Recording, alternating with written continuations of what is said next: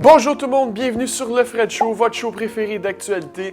Aujourd'hui, on n'a pas beaucoup de nouvelles, mais c'est des nouvelles que vous avez sûrement entendu parler. Donc, sans plus attendre, allons-y. Donc, pour commencer, j'ai fait la même chose dans mon dernier vidéo. Je vais recommencer dans cette vidéo-ci. Il faut parler du virus en Chine. C'est rendu un gag, c'est rendu un meme. Sur Internet, tout le monde en parle. C'est n'importe quoi, ce virus-là. L'Organisation mondiale de la santé, cette semaine, ont déclaré que c'était une urgence internationale. Donc, c'est officiel. Tous les pays sont en danger, donc peuvent être touchés par ce virus-là. On se souvient, ça a commencé seulement en Chine. Là, on est rendu avec 20 pays touchés. Donc, cette semaine, il y a eu 45 morts en 24 heures en Chine dû au virus, ce qui donne un total de morts à environ 304 morts. On était, v'là 3 semaines, à 3 morts. On est maintenant à 304. Donc, le virus se répand vraiment rapidement. Le Canada dit encore qu'on n'a pas besoin de s'inquiéter. On a eu des cas à Toronto, mais c'est pas encore un danger autant que, par exemple, en Chine, où il n'y avait pas le choix de fermer des villes, il n'y avait pas le choix de mettre des gens en quarantaine parce que ça devenait incontrôlable.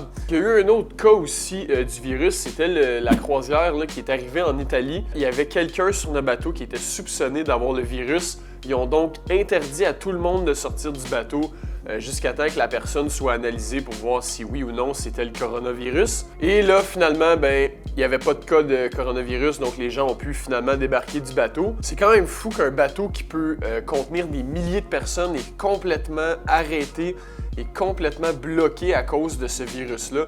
Donc ça donne des situations assez étranges, assez exceptionnelles dans le monde en ce moment.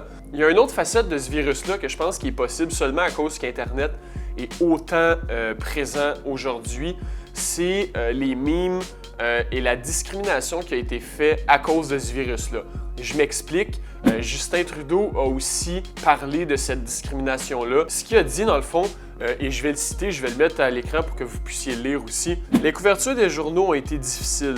Plusieurs d'entre vous sont inquiets pour vos proches à l'étranger. Nous devons nous soutenir et demeurer unis. Il n'y a pas de place dans notre pays pour de la discrimination. » C'est que dans le fond, il y a eu des memes, il y a eu des jokes par rapport au coronavirus. Aussitôt que la personne est chinoise, le monde a peur de cette personne-là à cause que le virus est commencé en Chine.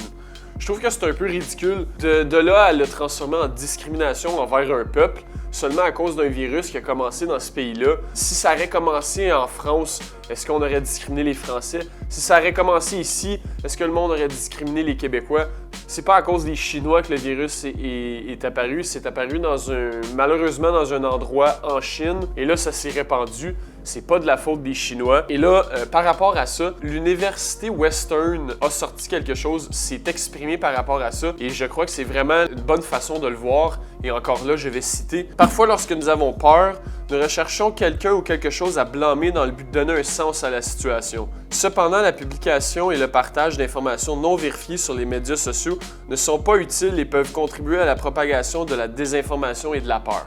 Ce que ça veut dire, c'est que justement, à cause d'Internet, que n'importe qui peut dire n'importe quoi, il y a beaucoup de fausses informations par rapport au virus qui peuvent se retrouver sur votre feed, sur votre compte Instagram, peu importe, dans ce que vous voyez, les memes, peu importe, ça peut ne pas être vrai et ça fait qu'augmenter la peur que les gens ont du virus. Et en augmentant la peur que les gens ont du virus, ça augmente la discrimination envers les Chinois parce que là, les gens ont de plus en plus peur de ce virus-là qui a malheureusement commencé en Chine. Donc, c'est tout ce que je voulais dire à propos de ce virus-là. C'est probablement un sujet que je vais encore parler dans mes prochaines vidéos. Je voulais juste faire un petit update comme ça. Maintenant, on passe à la prochaine nouvelle. La prochaine nouvelle que je veux parler, c'est les Grammys. Cette année, si vous avez suivi ça, il y a une personne qui a pris la vedette aux Grammys et c'est Billie Eilish. Billie Eilish a gagné les 5 prix les plus gros, les 4 prix les plus gros et un 5e. Dans le fond, elle a été nominée pour 6 prix, elle a gagné 5 prix. Donc, il y en a seulement un qu'elle n'a pas remporté. C'est énorme, elle passe à l'histoire, elle a battu des records avec ces prix-là. Elle a gagné le prix du meilleur album pour When We Fall Asleep, Where Do We Go? Elle a gagné la meilleure chanson pour Bad Guy. Elle a gagné le meilleur enregistrement pour Bad Guy. Et elle a gagné la révélation de l'année, donc nouvelle artiste de l'année. C'est exceptionnel pour les Grammys. Elle est la plus jeune artiste à avoir gagné album de l'année à 18 ans. 18 ans, c'est très jeune pour gagner ça, donc elle a un très beau talent. Bad Guy a réussi à se rendre au sommet de la Billboard Hot 100 list et c'est Bad Guy qui a enlevé la première place à Old Town Road, qui a battu un record de 19 semaines au top du Billboard, ce qui est vraiment exceptionnel. Donc voilà, Bad Guy qui s'est rendu numéro 1. De tous les artistes qui sont nés en 2000, Billie Eilish est c'est la première qui a une chanson qui se rend numéro 1. Donc voilà, ça c'était pour les Grammys. Maintenant, je veux parler d'une triste nouvelle qui est arrivée la semaine passée et vous savez probablement déjà où je m'en vais avec ça, et c'est la mort de Kobe Bryant. Dimanche passé, le 26 janvier, Kobe Bryant, sa fille et 7 autres personnes sont décédées dans un écrasement d'hélicoptère. Ça s'est passé à Los Angeles et l'hélicoptère s'est écrasé à cause d'un épais brouillard dans lequel celui-ci naviguait. L'hélicoptère n'était pas certifié pour naviguer dans un épais brouillard comme ça. La compagnie, suite à ça, ont complètement arrêté les activités de tous leurs hélicoptères, justement à cause du fait que c'était pas en réglementation et que c'est ça qui a causé l'écrasement.